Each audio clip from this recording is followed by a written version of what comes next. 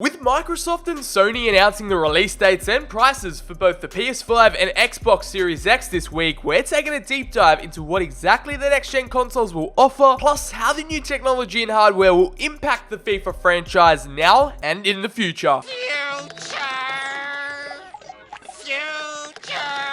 It might help you make your decision if you're on the fence about pre-ordering a new console and forking out a goddamn mortgage for it. No. I am never gonna financially recover from this. The next generation is right around the corner, with FIFA 21 first up to get that next-gen treatment. Let's see what awaits us come mid-November and beyond. If you're going to enjoy the video, drop it a like down below and hit subscribe. We're on the grind to hit 100k subscribers before 2021, so help a brother out and turn on notifications whilst you're at it. Now, if you did hear about the recent news that there is no more EA Sports Catalogue in FIFA, that is not going to be continuing, not for current gen, not for next gen. There's still not going to be a catalogue. It's been removed and it will not be a next gen exclusive. If you're wondering what's happening with all those catalogue items, they're going to be randomly dispersed through the game modes and they're going to be integrated within features. As I said on Twitter, quite emotionally, RIP the EA Sports FC catalogue. You will forever be missed. You had a good innings. It's just going to go down as another feature EA have removed from their games, and it adds to a lengthy list. Put some F's in the chat, boys, as we move on to a bit more brighter news. We have console players that will get access to cross-generation upgrades for free. Foot and Volta progress carry over from PS4 to PS5, Xbox One to Xbox Series X. Unluckily for your career mode and pro clubs progress, that will not carry over. You're gonna have to start again. And even worse news for PC players, which is generally like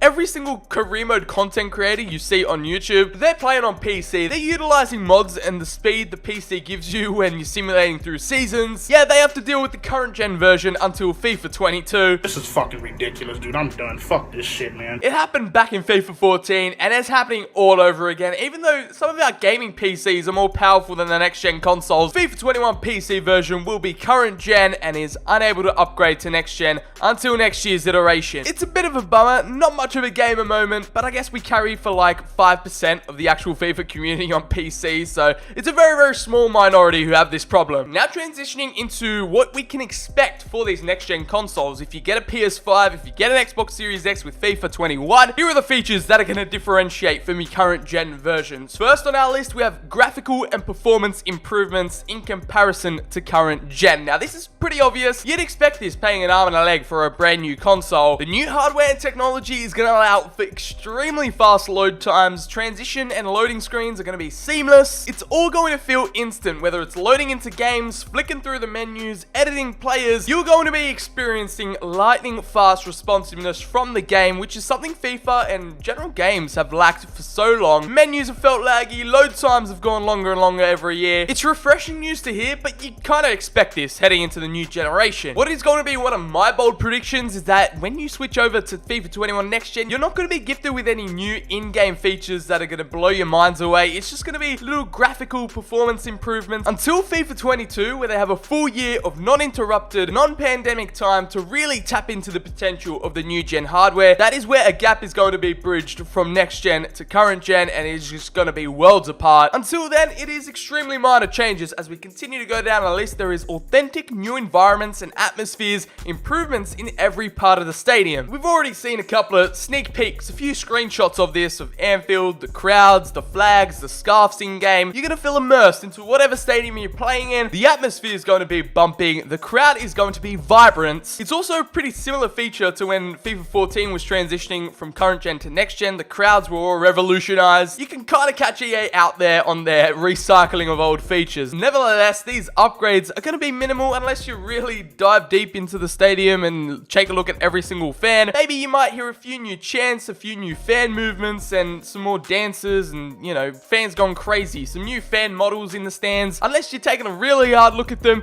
they're not going to really make that much of an impact. On to my next point of off-ball humanization. This one directly represents and targets these sports games, is that there is going to be authentic player movements, a more accurate representation of actual players and things they do in a match. There's going to be a few more attention to detail areas. They claim letting you see the detail and feel the emotion of football at the highest level. Character behaviors is going to be as prevalent as ever, whether this just applies across the board or just to the top upper echelon type of players. Again, this goes down as, you know, one of those little features, one of those things you're gonna notice here and there. They're not really gonna be game changers, nothing revolutionary as of yet. Back to the graphical enhancements, we have a brand new lighting system with more realistic and dynamic lighting in game, as the next gen technology allows the game to capture the true effects of lighting within gameplay. So on those cold rainy nights at Stoke, you're gonna be seeing some beautifully lit up pictures. Again, maybe some more photorealistic images, or when you're looking at replays, they're going to be better lit up players. It's an aesthetics change which really isn't going to be mind-boggling whatsoever, but I don't want to feel like I'm all negative here, just completely knocking down every single new feature next-gen FIFA has to offer. I want to actually go into something that I think is going to be rather important. It could really differentiate the gameplay from current-gen to next-gen,